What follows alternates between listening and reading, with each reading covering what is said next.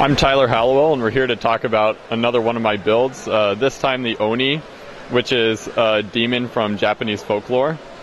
So I guess I'm in the Asian theme for some of these builds.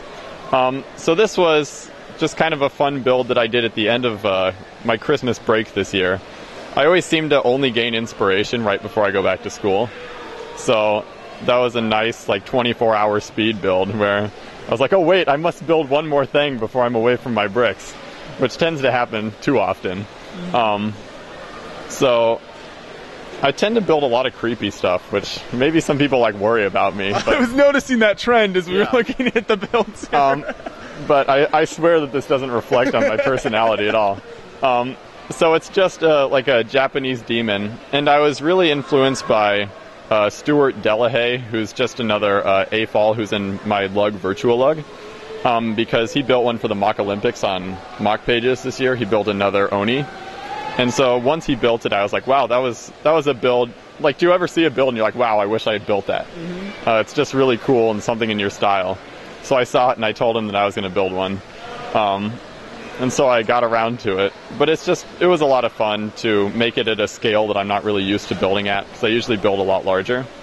So that was fun, and then it was a fun challenge making him stand on the one leg. And he's not very sturdy, so if anything's going to break during the con here, I think that'll be it. He'll fall over backwards. That one leg might give out on him? Yeah, certainly. He was bouncing up and down in the car, so... But where's inspiration as far as is there artwork, or what do you look at to base something like this off of? Yeah, I look at a lot of concept art when I do this. So I'll usually just go to Google, or DeviantArt is really good, and just just search Oni or just Japanese demons until I found something that I liked for this. And this is kind of a combination of a lot of different... I just took a lot of ideas, I guess, from different pictures that I saw, and then took what I liked and took what worked is also important, and then just put it together.